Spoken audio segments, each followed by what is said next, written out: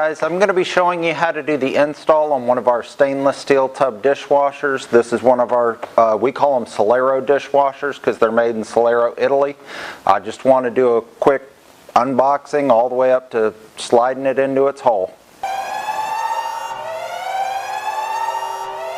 Alright, so we're kicking the breaker off for safety. The one thing I want y'all to keep in mind whenever you're actually going to install one of these dishwashers, number one, do not use a razor knife.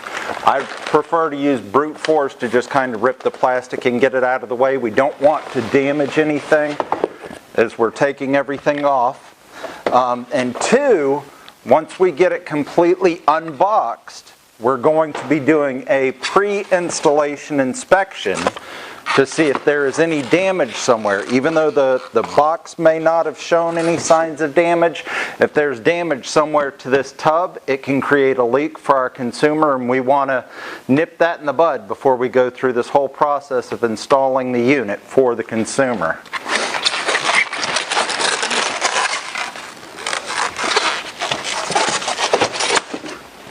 So now that I've got all the exterior Styrofoam off, what we're going to do, there's a block down here on the bottom. We're going to lift the unit up and roll it gently back. And we're going to take this piece of Styrofoam off right here. And there's a similar one back here in the back that we're going to do the exact same process. We're going to lean it forward, block out from the back.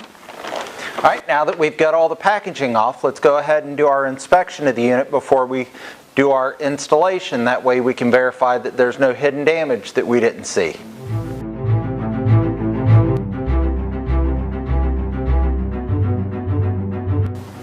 Alright, so I'm going to go ahead and open my door to show you a few things. Anytime you open the door at this point, we're going to keep our hand on top of the unit. This is keeping the unit stable. The unit's not installed and I don't need it flopping down or folding on somebody. We're opening the door right now so that we can get access to our use and care guide. We're going to set that down. We've got our installation instructions. We've got some promotional material from Cascade, and we've got some hardware. We're going to leave all the Styrofoam in place for now. So to get it off of our lower Styrofoam piece, I'm going to roll this unit back. You'll notice that I already have my floor protection on the floor to prevent from damaging the consumer's home. Once I get it leaned back, I'm going to use one hand to actually lift up.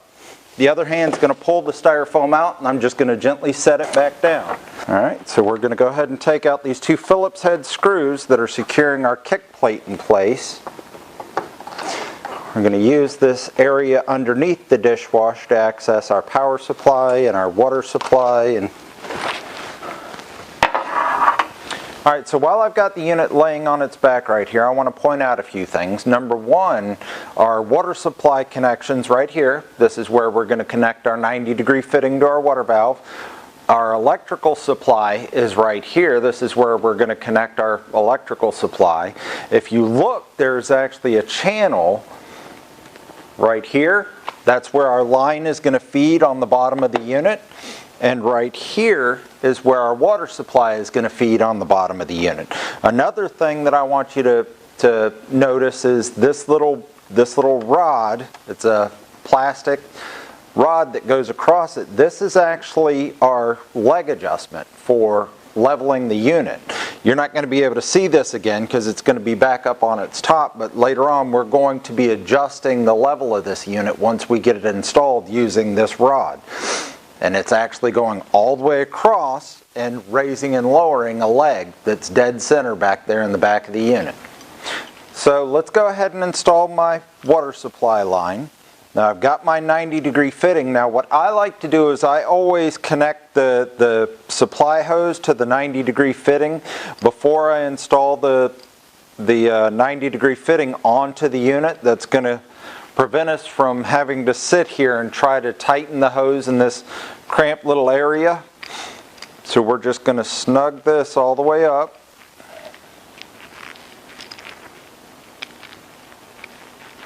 We're going to grab a crescent wrench and we're going to get it good and snug. Now remember, whenever it comes to water supply or plumbing fittings for that matter, snug is always best. You don't want to over tighten them. That's going to end up damaging the rubber washers or the seals.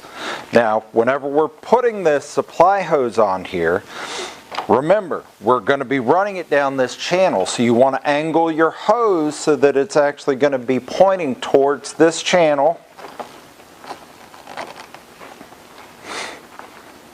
And I always go counterclockwise for a few seconds to align my threads before I tighten my hose all the way down. That way I don't cross thread it, because once you cross thread the fitting, the 90-degree fitting on the water valve, you're going to end up having to replace that water valve. Now I got it as tight as I can by hand, so I'm just going to go ahead and snug it up with a pair of channel locks.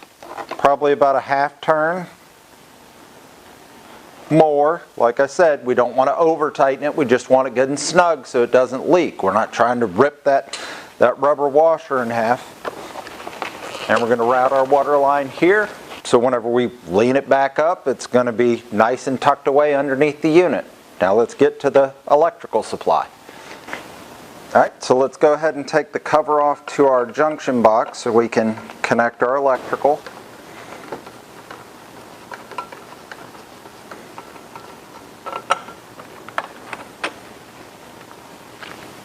I'll show you guys how to connect these.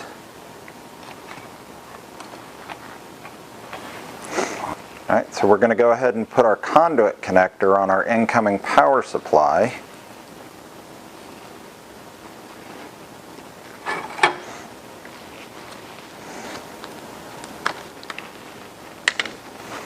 Alright, now that I've got my conduit connector put on, we're going to slide our wiring up through the opening. We're going to drop our securing ring down, and we're going to tighten it up to secure these wires from moving.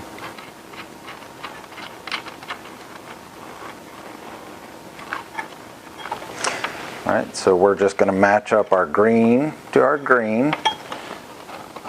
I like to twist them a little bit before I put the wire nut on there.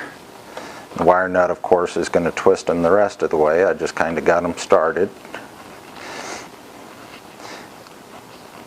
Anytime you do a wire nut to secure two wires together, you want to get it as tight as you can and then pull on each wire. Make certain that it doesn't come back off.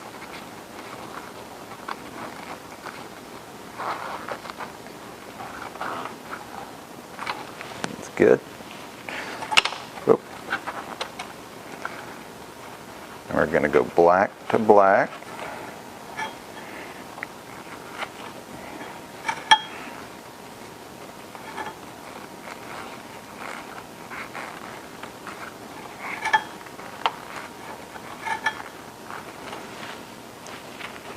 White to white.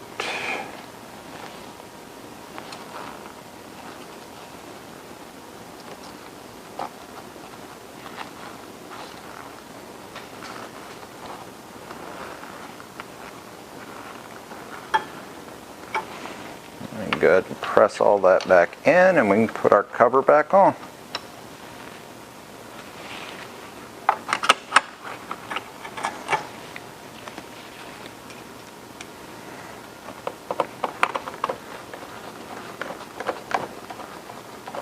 Just make certain that we run our power cord down this little channel over here.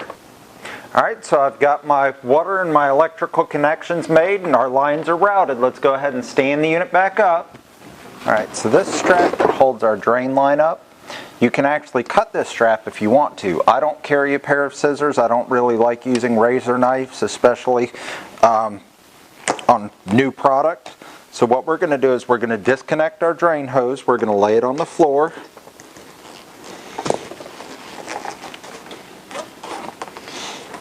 Then now that the tension's off of this strap, I can just press in the tab on it and pull it back out.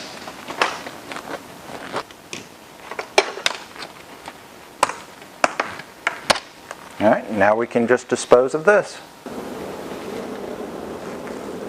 Alright, so I've got to drill out a hole in this situation. I'm using a 2-inch hole saw.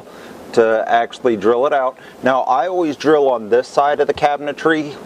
You always want to drill under the sink, headed towards where the appliance is going to be sitting. That way if the laminate or if the cabinetry comes apart or breaks unevenly or tears, that's going to be hidden behind the appliance. That's not going to be visible for the consumer. They're not going to see it underneath the sink here whenever they're getting items from out from under this space. Now you want to get it in this back corner. I always go as close to the floor and as close to the back wall as possible to keep it out of the usable space for the consumer, so our lines aren't impacting them being able to use this space at all. And it makes it easy to mount the high drain loop to the side wall. Gives you a point of attachment there.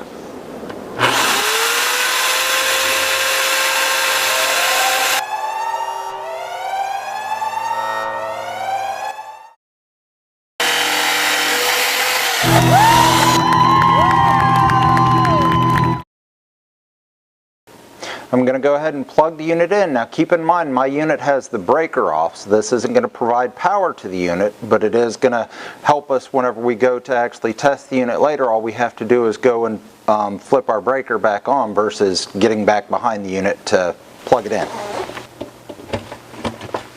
Alright, so I always hold my water line and drain line together. I'm going to run them through the same hole down here on the bottom through our cabinet so that we can secure them underneath the sink.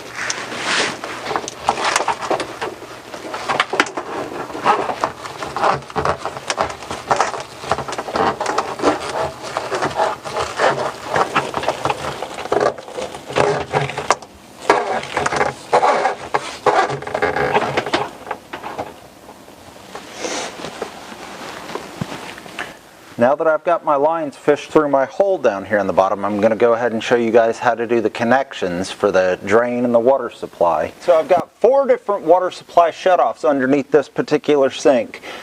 This one that the line's pulled off of, that's going to be my hot water line. Generally hot is on the left, cold is on the right. If you need to, run the faucet up top for a few minutes and you'll actually be able to feel the temperature. If you're running hot water through the faucet, you'll feel this hose actually heat up to ensure that you are on the correct side. But in my case, I know this is my hot line. We've also got a cold line connected to the ice machine. Don't get confused by this one coming off. I've got an ice machine connection under here. So we're going to take our braided line and we're going to tighten it up. If you notice, I'm using my right hand to kind of move my hose back and forth as I go. That's going to allow me to get a few extra little twists out of the top here because it's not creating pressure on that rubber washer that's inside of there.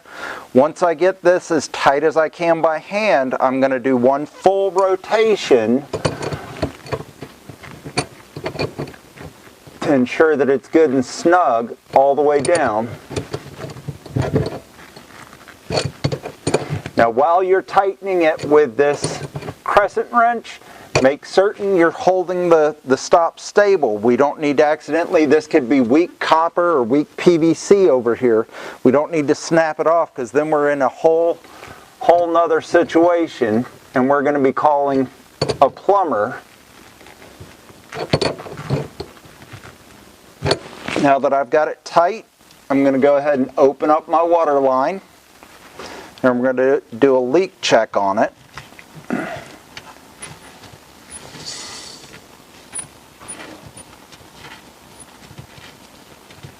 We're just going to hang out for a few minutes, verify we don't see any moisture coming off of our hose or off of our stop.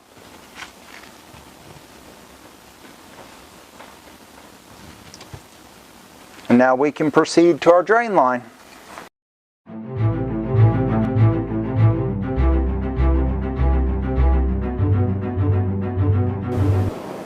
So one topic that always comes up anytime we're doing a dishwasher install is the knockout on a disposal. If you don't know what the knockout on the disposal is, the connection, our drain connection for the dishwasher is going to be plugging in directly to the side of our disposal.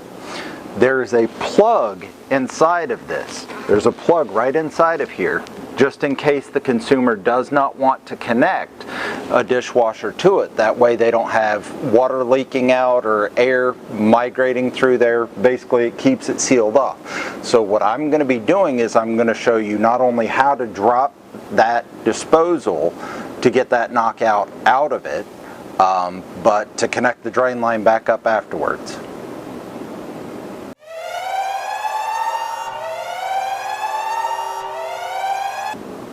So my disposal in this situation actually had an outlet. It was plugged into an outlet underneath the sink here. So I went ahead and unplugged it for safety. We're going to take this white PVC fitting on our drain line. We're going to loosen that up so that we can actually move that pipe in and out. We're going to take a flathead screwdriver. We're going to go to where our retaining ring is right here, and we're going to turn to break that loose, and then this whole thing is now loose for us to pull out.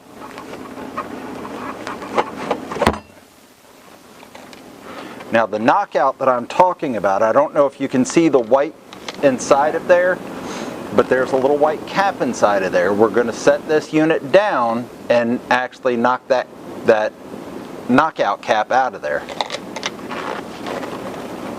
Alright, so to get the knockout out of here, I've got it laid down. It's got our protective covering over our floor so we're not damaging anything. We're taking a flathead screwdriver and we're putting it right on our knockout, and we're just going to, not a lot of pressure, not a lot of force, get it out of there. Now we're going to go back in this way and we're going to fish it out.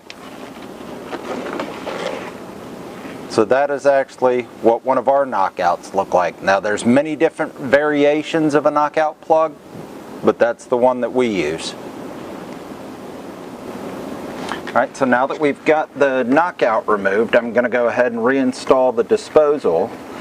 We're going to align our rubber seal back with our disposal mount.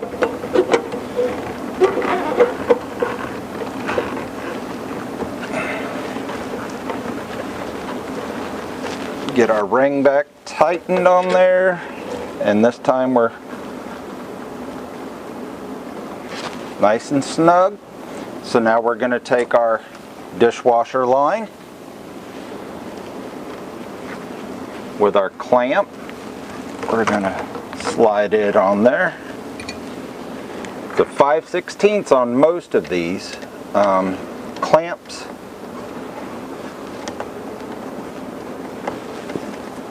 Going to get it good and snug. And our ring.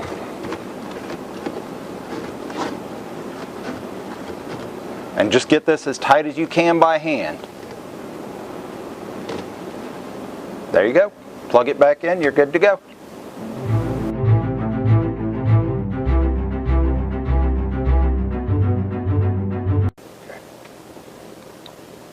Alright, so this drain line comes with fittings for 3 different sizes. You'll notice this one's actually attached, but if you just pop it off, this is for a 5/8 drain. If you have a 5/8 drain line you're trying to attach to, and you slide it into your 1-inch fitting, and then using your hose clamp, you would just tighten that down. We don't have a 5/8 size fitting though. We've got a 1-inch drain, which it's going to be the same if you're attaching it to a disposer. So you're actually just going to use your adjustable hose clamp, and you're going to tighten it down right there.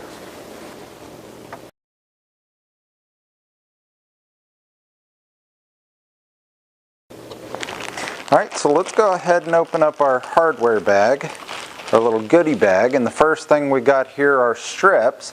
Now these strips have an adhesive on the sides. We're going to peel off the protective covering, and we're actually going to adhere those, stick those to the sides. That's going to prevent there from being gaps on the sides of our units once we push it into a hole. And we also should have some mounting brackets and screws. So these mounting brackets, if you're putting them on the top of the unit, you need 2 of the screws in this bag. If you're doing a side mount, you're not going to need the screws, but this unit can be set up to be for a side mount or mounting from the top. The only reason that you wouldn't do it from the top, I would assume, is if you have marble or granite that you've got to try to secure it to. I wouldn't try drilling into that to set a screw myself. And then our 4 screws. Now, two of these screws are countersink screws. Those are the screws that we're actually going to use to secure the brackets into the cabinetry or into the countertop, depending on the circumstances. The 2 panhead screws are what we're going to use to secure the brackets to the top. Like I said, for the side you don't need a screw, but if you're going with the top installation, that's where the panhead screws are going to come in handy.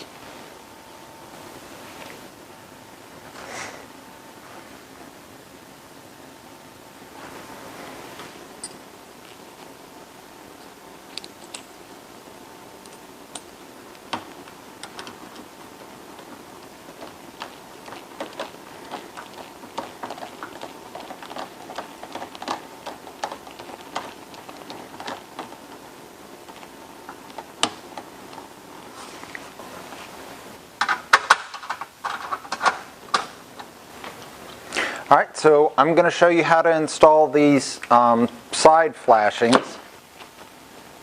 They're little rubber pieces that are going to prevent you from being able to see through the gaps on the side of the unit, or around the gaps on the side of the unit. It's going to make it look more custom fit. Now you're going to bring I've peeled the adhesive backing off. And we're going to bring this right here to the front.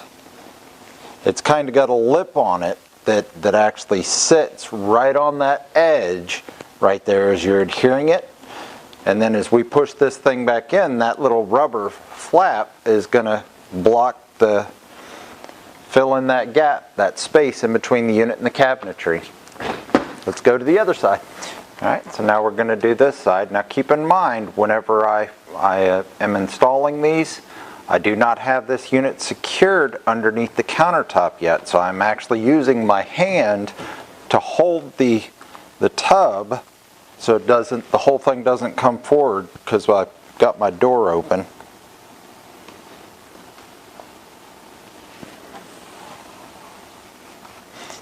Got it all the way stuck on.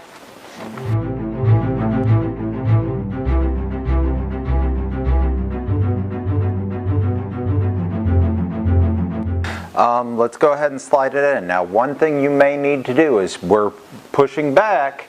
You may need to go under the sink. You might see me do it once or twice, and you're going to pull the excess through underneath the sink over here.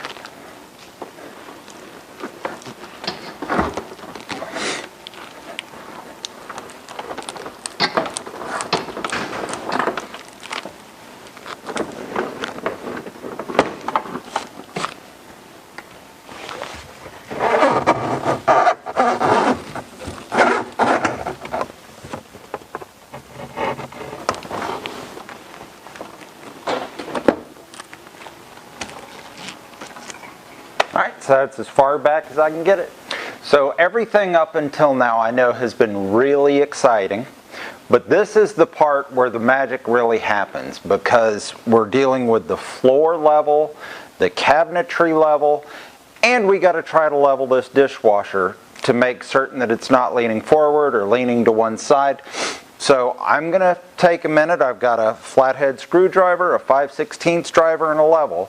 And I'm going to show you how I'm going to level this unit up. But of course, this doesn't always pertain to the situation that you have. You're going to use your adjusters in the front to raise the unit up or to go left or right. You're going to use the center one where your rod is to raise the adjuster that's in the back center to bring the back of the unit back up.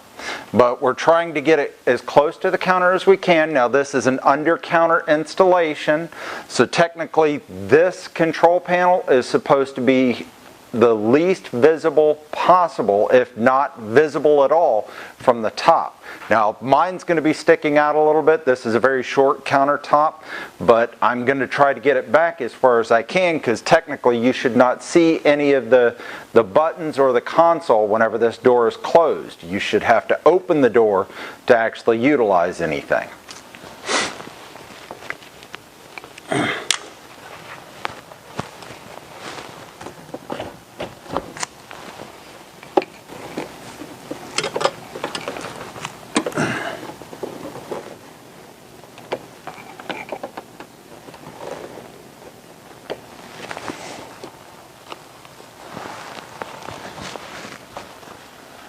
Pretty good. Side to side. Looks pretty stable.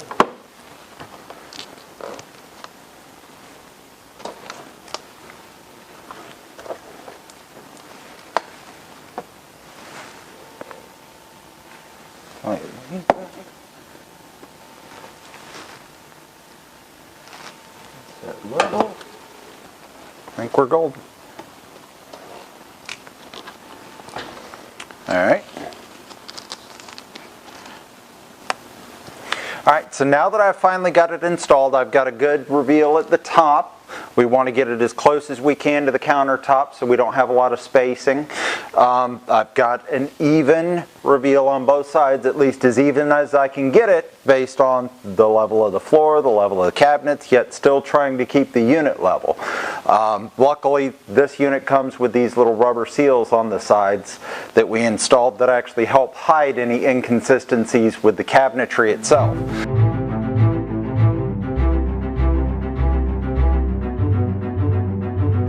So now that we've got all that done, I'm going to run my screws up into my countertop to lock this thing down and keep it in place. Alright, don't forget to pre-drill any hole into the countertop or cabinetry before you run your screws in.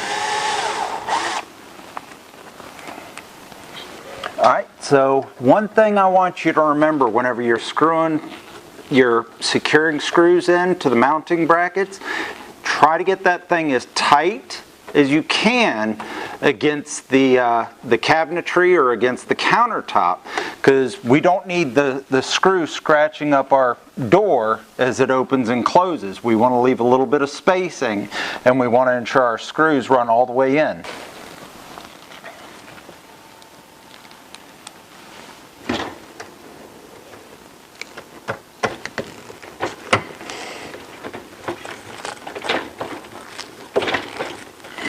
Deal.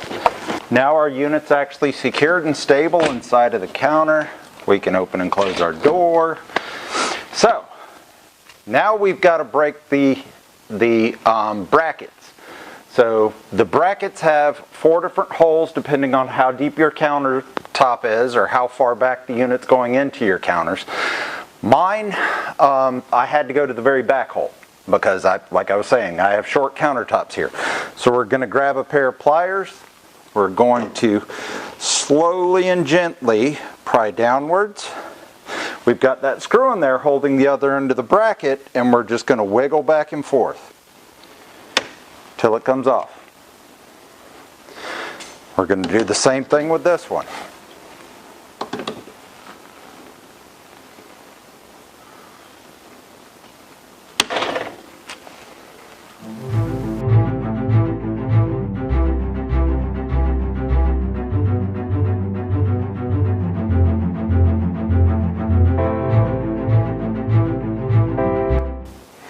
So I'm going to show you guys how to do the side mount installation on one of these units. The first thing that I always do once I get the unit fully installed and I've got it lifted and level to where I want it, we need to verify that we've got plenty of clearance here at the top.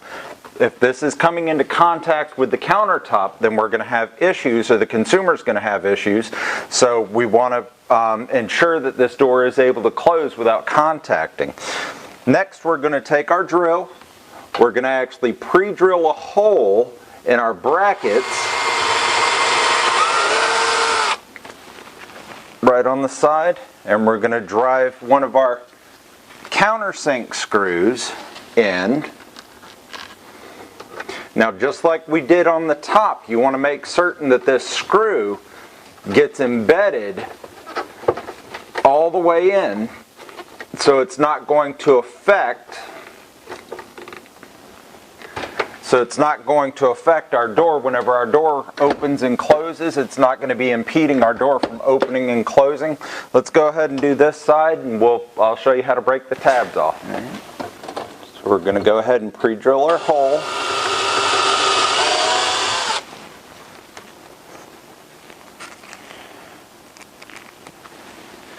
And tighten our countersink screw in.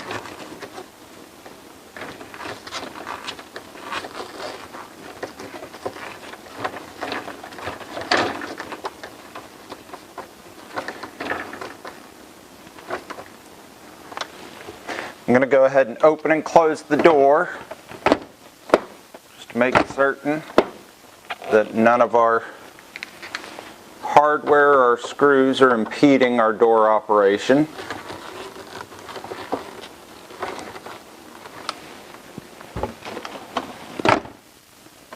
Beautiful.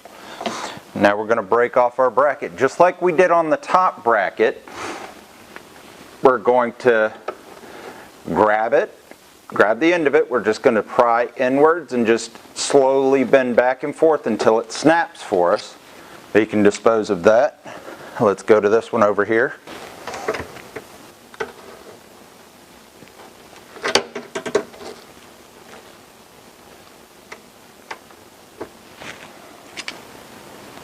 Alright, so we've got it installed. Let's get our protective coverings off. So you never want power on this appliance whenever you're removing this protective coating, just because you don't want any type of static charge occurring on this. This is an electronic control under here. We don't need anything to occur that's going to damage it. Alright, so let's open up our door. We can now get rid of all of our little styrofoam pieces.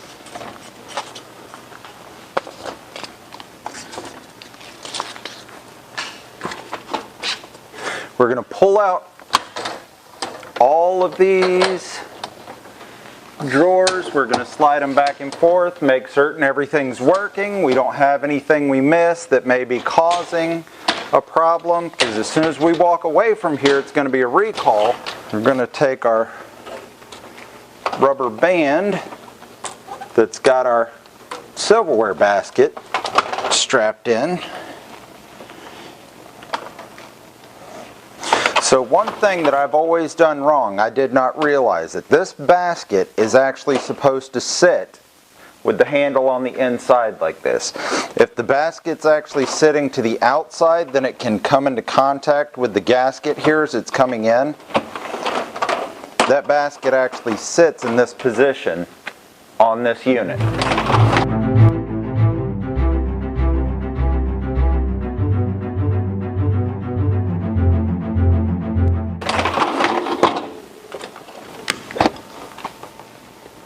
Alright, so I want to show you, because it's kind of difficult to show you under the sink. There's not a lot of space under there, so I want to show you, for your knowledge, what a proper high drain loop is. So I've taken the drain line off of one of these exact models. This end of my drain line would actually go to my drain pump underneath the unit. I'm going to stick a screwdriver in here just to weight it down. And we're going to set that over there. That end of my line is now going to my drain pump. This end of my line is going to my in this case PVC plumbing line, but it could also be a disposer. This is going to my waste arm or my disposer. So what we're trying to do is we are creating a loop in this line. This is going to mount up. It needs to be at least 32 inches from the floor, and then whatever's left needs to go straight to the waste arm or disposal. Needs to go straight to it so that gravity is carrying water down this line to the disposal. Alright, so in our installation, I actually have a bracket that sits up here that holds our drain line at its 32-inch requirement for height.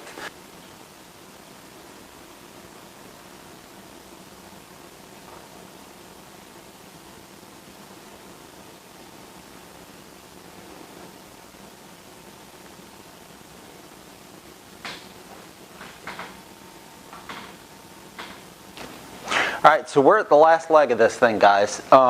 These are just a few little tidy up tidbits that we're going to do. First thing I like to mention, underneath the sink where we ran our water line and our drain line, we want to try to leave this space under here as usable as possible for our consumers. So what I like to do is I'll always take these lines and I'll push them back behind the dishwasher just to give them a little bit more space to utilize underneath the sink.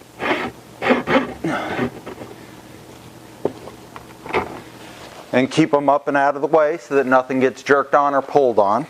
Now we're going to leave this open for the time being so that we can do our checks to see if anything leaks. We've got a drain line connection we made, we've got a water line connection we made.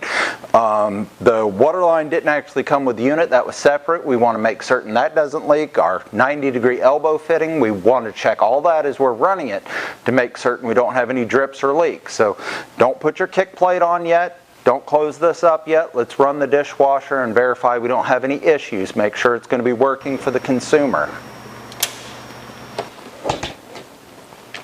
Now we're going to go to a normal wash. We're going to hit start. It's going to tell us to close the door.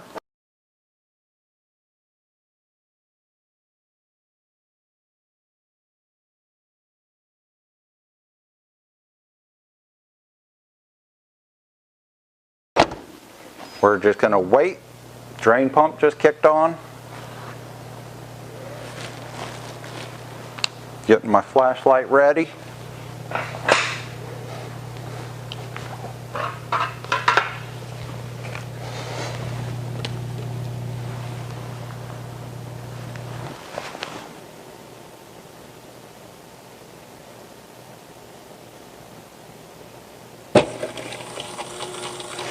Water valve just kicked on. We got water going in. It's done filling. It's actually started just washing.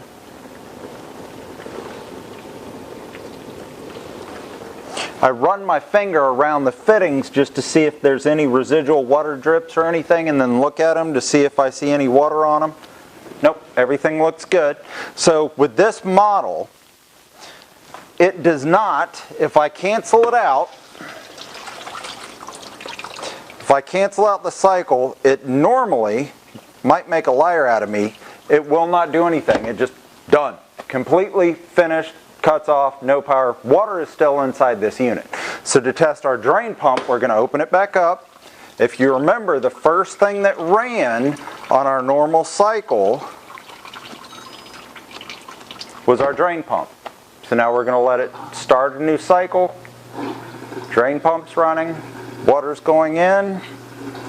Check under here for any leaks.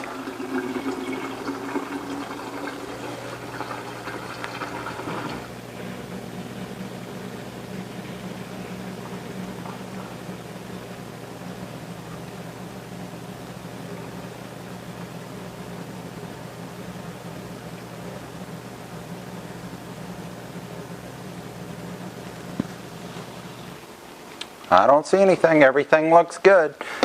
Now, once you hear it finish draining out, go ahead and cancel it out again before it finishes that cycle, which involves holding the cancel button for a few seconds. We're just going to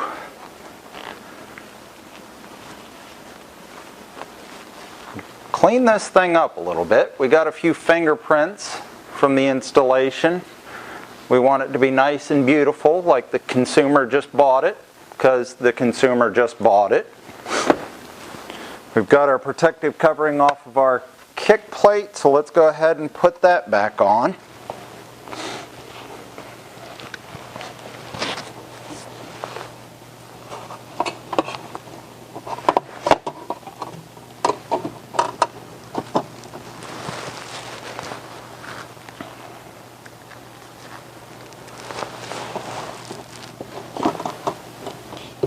So whenever you're installing this kick plate, one thing I want you to make sure you do, that kick plate should be touching the ground. It needs to be all the way down.